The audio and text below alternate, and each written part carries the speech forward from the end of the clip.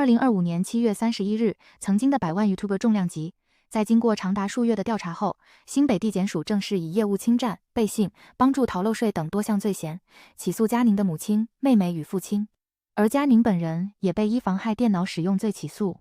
然而，就在起诉当晚，佳宁在频道发布了这支名为《真相 Part 3：香水玫瑰》的影片。结果，这支影片却被多数网友堪称是一场灾难级的公关危机，换来的是更猛烈的舆论反噬。难道他的律师或是公关公司没有给他任何危机处理原则吗？在这种时刻，一个真正理性的局外人会怎么看？今天我将这场公关危机交给了4位 AI 顾问 ChatGPT、Gemini、Claude 和 Grok 来为我们残酷评断一下这部真相影片，以及提供他们的建议。我把每个 AI 都设定为同时扮演网络酸民与一名冷酷无情的危机管理顾问，他们对所有诉诸情感、缺乏逻辑的行为都感到极度不耐烦与不屑。我们的流程是这样：我先提供给 AI 3份文件：事件始末的深度研究报告、佳宁前3部的澄清影片逐字稿，以及最新的香水玫瑰影片逐字稿，确保 AI 理解背景并提供最准确的评论及建议。现在，让我们来看看诊断报告。首先，我们来看看4位 AI 顾问是如何批判这支香水玫瑰影片的。他们的切入点可以说是风格迥异，但结论却惊人的一致。第一位顾问 ChatGPT。首先登场的是 ChatGPT， 他的分析非常结构化，指出了4个致命的逻辑崩坏点。第一，讲不清事实，语义含糊，像在写中二小说。ChatGPT 认为影片中充满了穿越山漠洋大海、香水玫瑰的气味这类文青 MV 式的脚本。他认为，在一个需要证据的场合，这种自溺的文字只会让观众怀疑你的精神状态。第二，情绪堆叠过头，观众麻木甚至反感。我好可怜，我被背叛这套情绪勒索，早在第1部影片就用烂了。现在的观众是被唤醒10次的网路判，越是表演情绪，观众越觉得你做作假掰。第三，全片没具体事证，只有诗句与回忆。整支影片的指控全靠我记得、我看到在硬撑，没有任何录音或截图证据。在舆论战场，他说，这种没佐证的指控会被当成复仇性幻想文学。第4点，从头到尾都跟法律重点毫无关系。他直问你最大被起诉的事实是妨害电脑使用，结果你全篇都在谈感情。ChatGPT 的结论是，你这系列影片从头到尾就是在报私仇，而不是回应司法。第2位顾问 Gemini。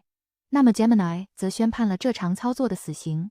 他的第1句话就充满了无法理解的困惑。我到底看了3小？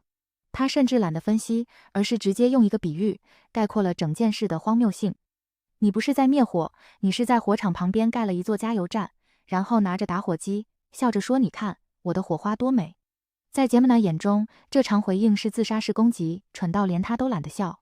他认为佳宁彻底搞错了重点。谁在乎你的香水玫瑰啦？我再说一次，你的问题是刑事案件，事前是你妈被依业务侵占罪跟背信罪起诉。Gemini 还尖锐地指出，佳宁的人设已经比翻车鱼翻得还彻底。从悲情女主角到结尾突然装可爱说蜜月期 POPOO， 今天你 PO 了吗？他认为这只证明了从头到尾都在演，而且演得很烂。第3位顾问 Claude。接下来是风格最独特的 Claude。他一开始就拒绝了扮演尖酸刻薄的角色，但他随后给出的分析却也极度专业、简约、客观。看完这支影片的逐字稿，我必须直接告诉你，这是一场公关灾难。Claude 精准地解剖出这场灾难的4个致命错误。第一，文学腔调脱离现实。在涉及刑事起诉的严肃事件中，过度文艺的比喻极其不合时宜。第二，核心证据软弱无力。无论是电话内容还是房间描述，都听起来像小说情节，无法构成实质证据。第三，时机选择极差。在被起诉的敏感时刻发布，完全是转移焦点，只会让人质疑你的诚信度。第四，策略逻辑混乱，自己推翻了之前感情和钱是2件事的论述架构。第4位顾问 Grok， 尖酸刻薄的网络巨魔。最后来看看 Grok， 他的回复完美的诠释了什么叫做键盘侠。第一，文艺腔矫情到爆。Grok 直接开呛，以为自己在写琼瑶小说，连小学生作文都不如。他认为网友想看的是公司黑箱，不是你在那边演被爱伤透的女子。第二，感情牌打到自爆。他嘲讽佳宁的证据是空口白话升级版，并点出最致命的逻辑矛盾：如果 Andy 真的从2017年就渣到不行，你为什么还跟他合作到2024年？第三，完全搞错重点。Grok 不耐烦地说，网友又不是塑胶，早就看穿你这招以情眼里的把戏，并直问沉默到跑去拍3部影片，到底谁在骗谁？第4和第5点 ，Grok 认为佳宁挑衅粉丝智商，并且时间线完全自相矛盾，这一切只证明了你心虚到不敢面对真相。好了，批判完了。那如果 AI 是佳宁的公关顾问，现在到底该怎么办？4位顾问给出了4套相似的求生剧本。首先是 ChatGPT 的建议，它像一本教科书，提供了最标准的 SOP。第一，永远停更，影片全部设为私人。它警告，这支影片留着，只会成为检察官的呈堂证供，证明你心怀怨念，非理性操作。第二，别想着开记者会认错。ChatGPT 认为，现在连道歉都没人信，你已经从信任破裂变成了信用破产。第三，律师团统一口径。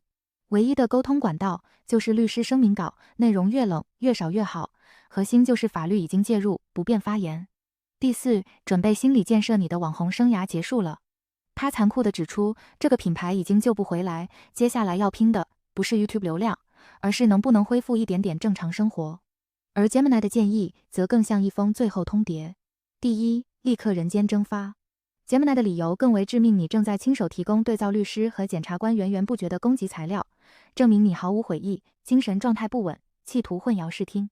第二，面对你真正的敌人。Gemini 的定义非常清晰，你的敌人不是香水玫瑰，是那份白纸黑字的新北地检署起诉书。第三，准备赔钱或坐牢，这是最残酷的判决。Gemini 直接宣判了佳宁的社会性死亡，认为他的人设已经领便当，现在唯一该做的是跟律师讨论如何减刑、赔偿、补税，这才是成年人该做的事。Claude 的建议则着眼于更长远的未来。第一，专注于法律程序的配合。Claude 认为，战场已经转移，任何偏离法律核心的行动都毫无意义。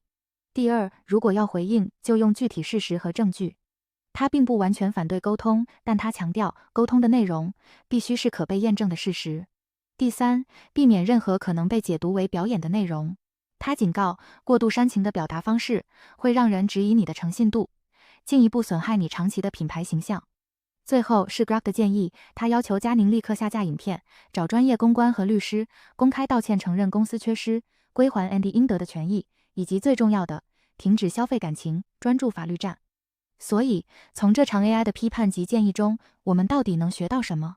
ChatGPT 的分析教会我们课题分离，法律的问题用法律的语言回应，情感的问题私下解决。